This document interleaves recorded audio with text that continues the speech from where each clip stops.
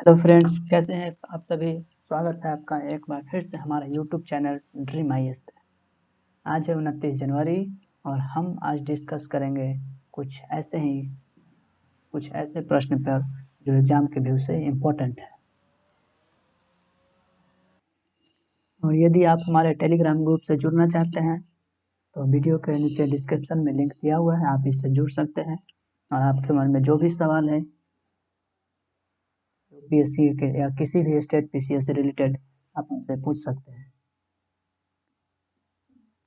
तो आज ही आप हमसे जुड़िए और अपनी तैयारी को बेहतर बनाइए। इस आधे घंटे के सेशन में हम 12 से 15 इम्पोर्टेंट क्वेश्चनों का डिस्कस करेंगे।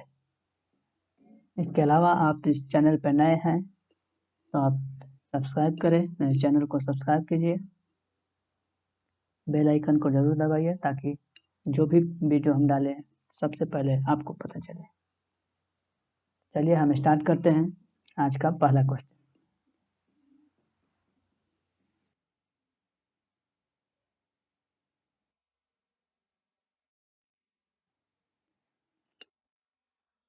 चलिए, तो आज का पहला सवाल है 2020 में नए प्रत्यक्ष विदेशी निवेश के लिए कौन सा देश दुनिया का शीर्ष गंतव्य बन गया है। तो इसका आंसर है चीन।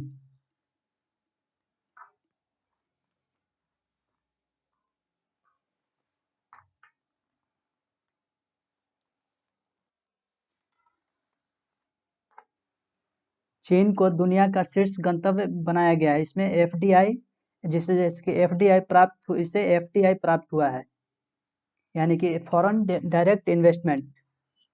एफडीआई यानी कि फॉरेन डायरेक्ट इन्वेस्टमेंट। ये अभी हाल ही में अमेरिका को पीछे छोड़कर नंबर 1 पे बन गया है।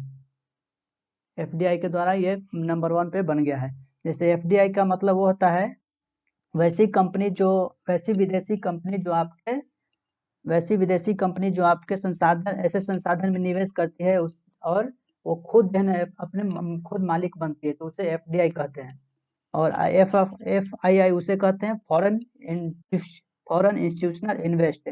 जब कोई कंपनी आपके शेयर में निवेश करती है तो उसे एफआईआई कहते हैं।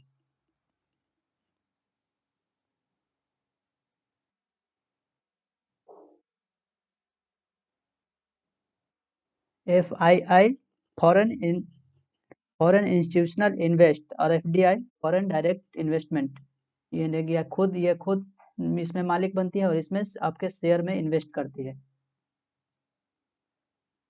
कहा गया है कि चीन ने पिछले साल नए प्रत्यक्ष विदेशी निवेश के लिए दुनिया के शीर्ष गंतव्य के रूप में यूएसओ को पीछे छोड़ दिया है, क्योंकि ये कोविड-19 महामारी के वैश्विक अर्थव्यवस्था के गुरुत्वाकर्षण के केंद्र में एक पूर्ववर्ती बदलाव का प्रतीक है।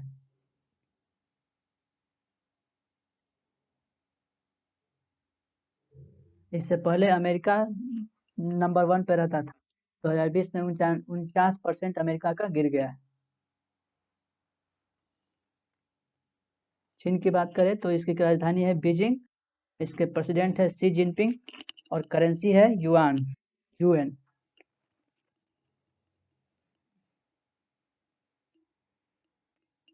दूसरा क्वेश्चन है, हाल ही में सबसे सक्रिय ज्वालामुखी माउंट मेरापी फट गया है। यह जो ज्वालामुखी कहाँ स्थित है?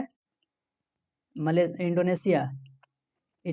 यह ज्वालामुखी कहाँ स्थित है? इंडोनेशिया में। जकार्ता।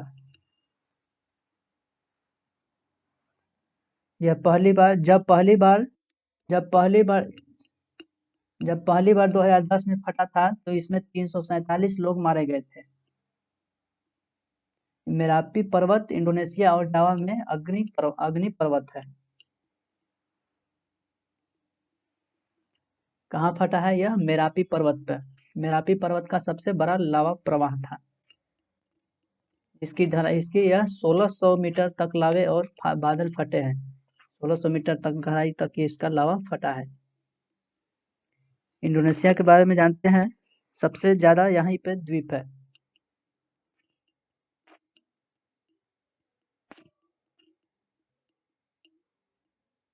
इंडोनेशिया की बात करें तो ये एक एशियन कंट्री है, आसियान कंट्री है। इसकी राजधानी है जकार्ता। इसकी करेंसी है इंडोनेशियन रुपया। इसकी करेंसी क्या है? Indonesian rupiah. इसके प्रेसिडेंट है जोको विडोडो। सबसे ज्यादा द्वीपों वाला कंट्री है इंडोनेशिया। लगभग 13,000 द्वीप यहाँ पे पाए जाते हैं। सबसे बड़ा द्वीप है सुमात्रा द्वीप। यहाँ का सबसे बड़ा द्वीप है सुमात्रा द्वीप हो गया। जावा द्वीप, इस तरह का बहुत सारे यहाँ पे द्वीप पाए जाते हैं। ये एक आसियान कंट्री है जिसकी इंडोनेशिया की राजधानी कहाँ हुआ? जकार्ता। आगे देखते हैं। हाल ही में जारी सबसे मजबूत ब्रांड डेटा में जियो ने कौन सी रैंक हासिल की है? तो ये 5वीं रैंक पे जियो पाया गया है। पूरी दुनिया में 5वें नंबर पे कौन सी है? जियो कंपनी, जो कि भारत की एक कंपनी है। इसके ये मुकेश अंबानी की कंपनी है, जिस 4 वर्षीय टेलीकॉम ने जियो को वैश्विक स्तर पर 5वें सबसे मजबूत ब्रांड का दर्जा दिया गया है। यानी कि पूरे विश्व में, पूरे दुनिया में 5वें नंबर का ब्रांड कौन सा है? कंपनी है जियो का, रिलायंस जियो का। इसके लगभग 400 मिलियन सब्सक्राइबर हैं। दुनिया के 5वीं वैल्यूएबल वाली कंपनी बनी है और तीसरी सबसे बड़ी मोबाइल इंटरनेट वाली कंपनी बनी है। तीसरा, विश्व में तीसरा सबसे बड़ा मोबाइल नेटवर्क वाला ऑपरेटर बन गया है जियो। और पूरी दुनिया में 5वीं वैल्यूएबल यानी कि ब्रांड वाली कंपनी बनी है जियो। इसके पहले नंबर पे कौन है? चीनी मोबाइल ऐप है विचेट। फरारी को दुनिया का सबसे मजबूत विचेट का फरारी ये सबसे नंबर 1 पे है। उसके बाद है रूसी बैंकर सेवा को तीसरे नंबर पे मिला है और कोका कोला को चौथे स्थान पे है और 5वें नंबर पे है जियो। तो याद रखेंगे, पहले नंबर पे कौन सा है? विचेट के फरारी। दूसरे नंबर पे है रूस का बैंक सेवर और तीसरे नंबर पे है कोका कोला और चौथे स्थान पे है कोका कोला और 5वें स्थान पे है जियो। ये सब आप याद रखेंगे। तो लगभग कितने सब्सक्राइबर है? 400 मिलियन सब्सक्राइबर है। आगे देखते हैं। तो किस राज्य ने एक नया school of public health launch किया है? राजस्थान। इसका आंसर क्या होगा? राजस्थान। हाल ही में राजस्थान ने एक नया school of public health launch किया है। HD गुप्ता इस हेल्थ स्कूल के कौन से है अध्यक्ष है? HD गुप्ता को स्कूल का अध्यक्ष बनाया गया है।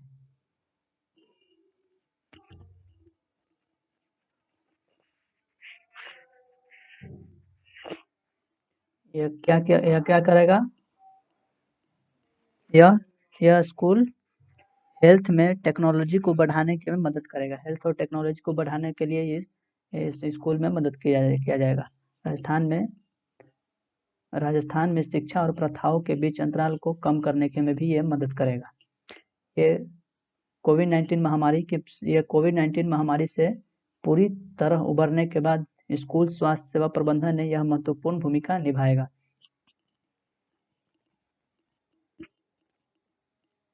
इस स्कूल का नाम क्या है? भारतीय स्वास्थ्य प्रबंधन। यह किसके नाम पर, इस अनुसंधान संस्थान का नाम किसके नाम पर रखा गया है? इसका नाम किसके संस्थान पर रखा गया है? Institute of health management research, IIHMR। School का नाम क्या है? IIHMR, institute of health management and research. इसके अध्यक्ष कौन है? HD गुप्ता को इसका अध्यक्ष बनाया गया है।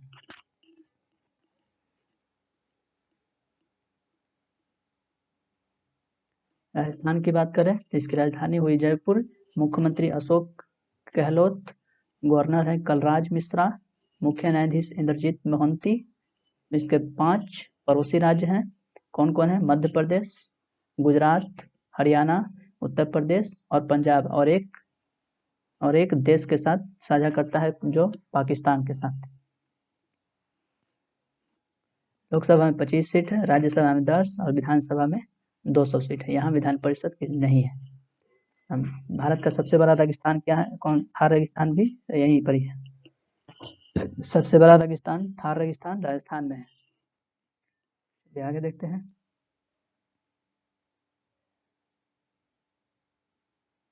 निम्न में से किसने एजिंग वाटर इंफ्रास्ट्रक्चर एक उभरते हुए वैश्विक जोखिम पर एक रिपोर्ट जारी किया है?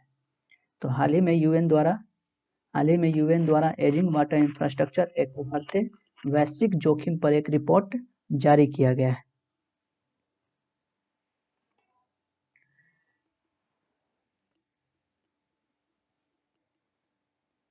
जिसमें कहा गया है कि विश्व में जोखिम किस तरह होंगे और भारत के बांध पुराने हो रहे हैं। इसे समस्या सिर्फ भारत में ही नहीं, ऐसी समस्या सिर्फ भारत में नहीं बल्कि इसके अलावा और भी देशों में इस तरह की समस्या पाया गया है। उन देशों में USA, Canada, France, Japan, India, Zambia और जिम्बाब्वे है। इसमें कहा गया है कि भारत में से बहुत सारे बांध बने हुए हैं जो 2025 में भारत के कुछ हजारों बांध लगभग 50 वर्ष पुराने हो जाएंगे। यानी कि 2025 आते आते, यानी कि जब 2025 आएगा तो भारत में ऐसे बहुत सारे बांध हैं जिसके जो 50 वर्ष पुराने हो जाएंगे। इस रिपोर्ट में कहा गया है कि 2050 तक पृथ्वी पर अधिकांश लोग उन हजारों बांधों के नीचे की ओर रहेंगे जो 20वीं शताब्दी में बनाए गए थे।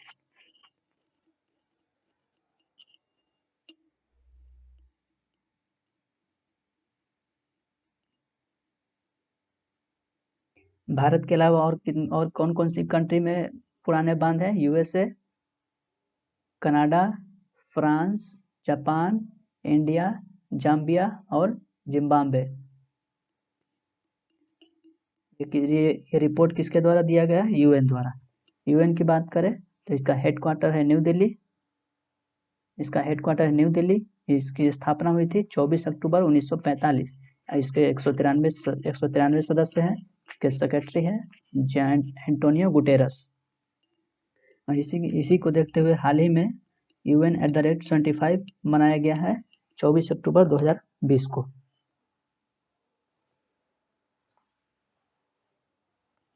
यूएन की बात करें तो 193 इसमें सदस्य हैं और 15 स्थायी सदस्य हैं, जिसमें 5 वो अस्थायी और 10 अस्थायी सदस्य हैं, जिसमें भारत अभी हाल ही फिलहाल में 21-22 के लिए इसके सदस्य बने हैं।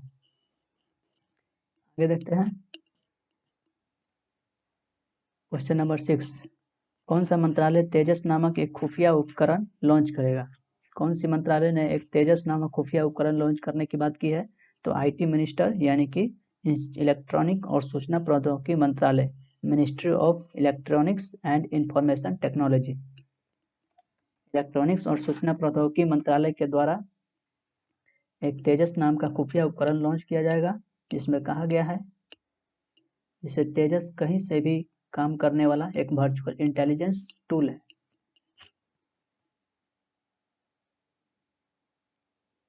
आईटी और संचार मंत्री रविशंकर प्रसाद इस समारोह में मुख्य अतिथि होंगे।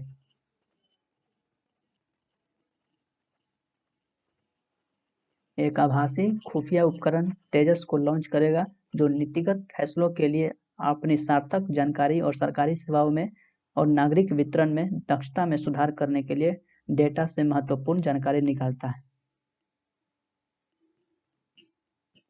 रविशंकर प्रसाद ऑनलाइन 24x7 सरकारी संगठनों की इलेक्ट्रॉनिक्स फॉरवर्ड और रिवर्स ऑक्शन आवश्यकताओं को पूरा करने के लिए ई ऑक्शन इंडिया भी लॉन्च कर रहे हैं।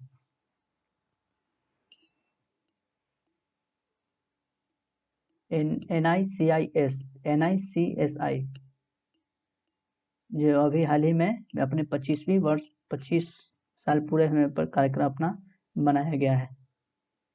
NICSI की बात करें तो इंटरनेशनल इंफॉर्मेशन सेंटर सर्विस। चलिए आगे देखते हैं। क्वेश्चन नंबर 7, अंतर्राष्ट्रीय प्रलय स्मरण दिवस प्रति वर्ष किस दिन मनाया जाता है? तो ये 26 जनवरी को, सॉरी 27 जनवरी को। 27 जनवरी को अंतर्राष्ट्रीय प्रलय स्मरण दिवस मनाया जाता है, यानी कि इंटरनेशनल हॉलोकॉस्ट रिमेम्बर डे। मतलब क्या हुआ? मतलब कि प्रत्येक वर्ष 27 जनवरी को अंतर्राष्ट्रीय प्रलय दिवस मनाया जाता है। ये घटना 2000 ये घटना द्वितीय विश्व युद्ध के दौरान हिटलर के द्वारा किया गया था। सेकेंड वर्ल्ड वॉर के समय, जब नाजियों के द्वारा यहूदियों पर किए गए अत्याचार को याद करने के लिए ये मनाया जाता है।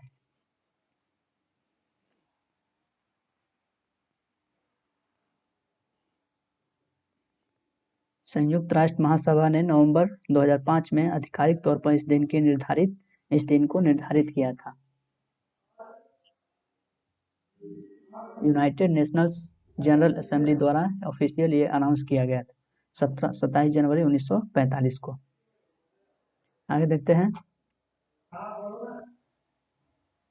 उड़ीसा का प्रसिद्ध और सबसे पुराना आदिवासी मेला 2021 26 जनवरी को किस शहर में मनाया गया? भुवनेश्वर। उड़ीसा का प्रसिद्ध और सबसे पुराना आदिवासी मेला 2021 26 जनवरी को किस शहर में मनाया गया? भुवनेश्वर में। इस तरह का मेला मनाया जाता है 26 जनवरी को।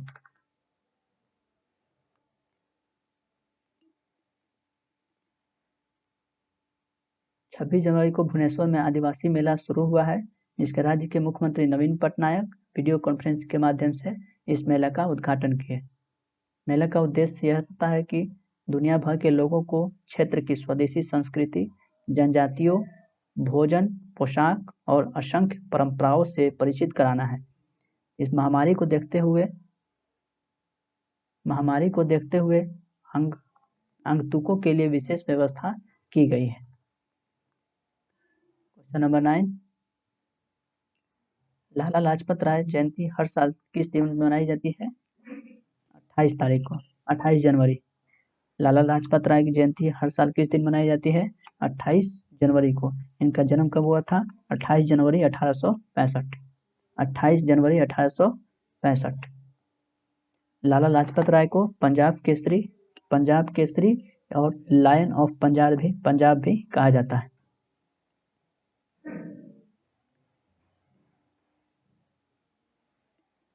लाल बाल पाल यानी कि लाला लाजपत राय, बाल गंगाधर तिलक और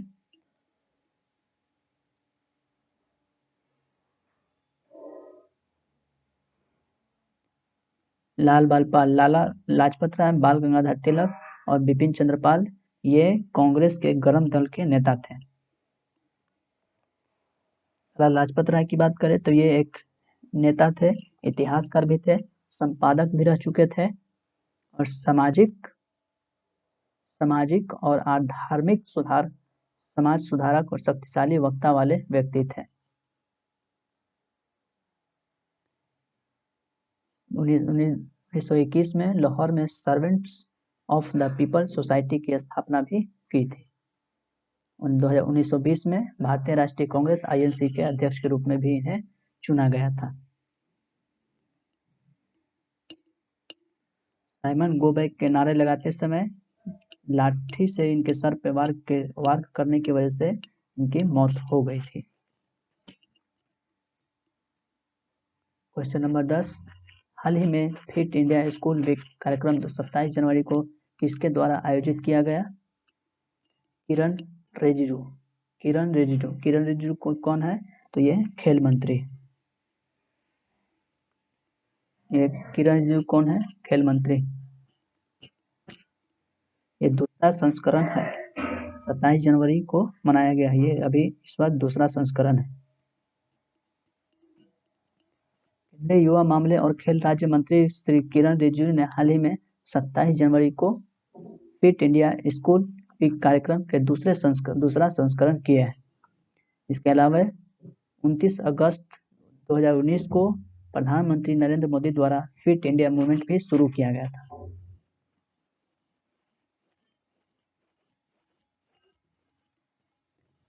जिसका उद्देश्य था आसीन जीवन शैली में दिन प्रतिदिन के जीवन के सक्रिय तरीके से व्यवहारिक बदलाव करना है। फिट इंडिया मिशन स्कूल को फिट इंडिया स्कूल वीक के आयोजन के लिए प्रोत्साहन करना है।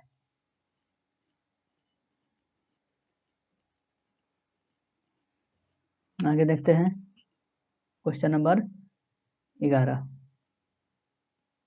2 एक्सप्रेसवे एयर स्ट्रिप वाला पहला भारतीय राज्य कौन सा बना है? तो ये उत्तर प्रदेश बन गया है। उत्तर प्रदेश के पूर्वांचल एक्सप्रेसवे पर कुरी भर के पास एक जगह है। पूर्वांचल एक्सप्रेस के पास एक कुरी भर एक जगह है जिसके पास 3300 मीटर लंबी हवाई पट्टी का निर्माण किया गया है। 3300 लंबी हवाई पट्टी का निर्माण किया गया है। इस नई हवाई पट्टी के साथ उत्तर प्रदेश भारत का पहला ऐसा राज्य बन गया है जिसके पास एक्सप्रेसवे पर 2 हवाई पट्टी है, यानी कि एक साथ 2 हवाई जहाज को उतारा जा सकता है, लड़ाकू विमान को उतारा जा सकता है। उत्तर प्रदेश में इसके अलावा उत्तर प्रदेश में लखनऊ के आगरा एक्सप्रेसवे पर एक हवाई पट्टी भी है, यानी कि इस बार अभी जो बना है वो 2 हवाई पट्टी है, यानी कि एक साथ 2 एक्सप्रेसवे उतर सकता है। वही लखनऊ की बात करें तो वहाँ एक हवाई पट्टी है, वहाँ पर एक बार में एक ही बार उतर सकता है। ये इसलिए बनाया गया है, एक्सप्रेसवे पर हवाई पट्टी आपातकालीन लैंडिंग और लड़ाकू विमानों के टेक ऑफ की सुविधा के लिए डिजाइन किया गया है। यानी कि जब भी युद्ध की स्थिति होती है तो दुश्मन एयर टैंकर को उड़ाने की कोशिश में रहते हैं। इससे बचने के लिए यह एक्सप्रेसवे बनाया गया है। Question number 12। हाल ही में किस शहर में बच्चों के लिए एक बोट लाइब्रेरी बनाई गई है? बेंगलुरु,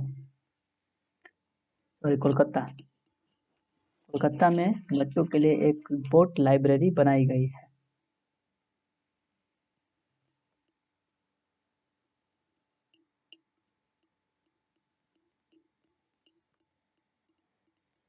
जिसका फीस है बड़े से 100 रुपये और बच्चों से 50 रुपये लिया जाएगा। यह गणतंत्र दिवस पर कोलकाता में यह नाव पर बच्चों की लाइब्रेरी का शुभारंभ किया गया है। बच्चे यंग रीडर्स बोट लाइब्रेरी पर अंग्रेजी और बंगाली दोनों भाषा में किया जाएगा।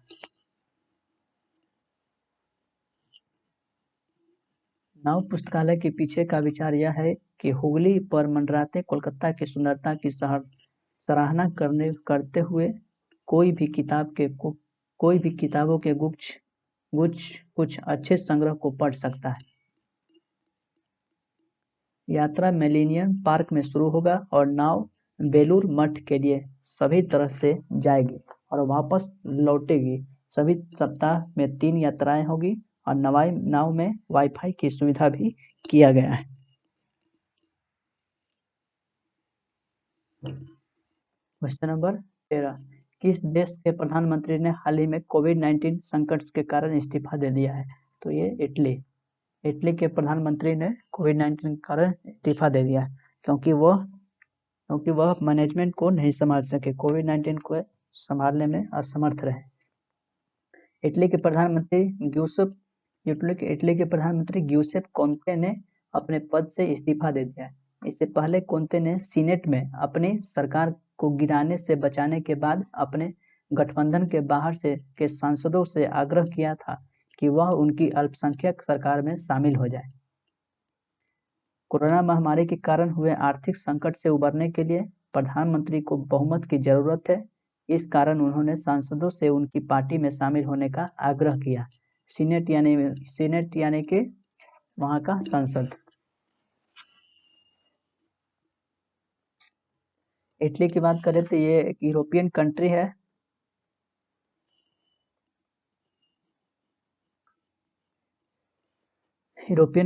इसकी राजधानी है रोम। इसके प्रेसिडेंट है सेरिगो मार्टरला। इसके प्रधानमंत्री है ग्यूसेप कॉन्टे। करेंसी है यूरो।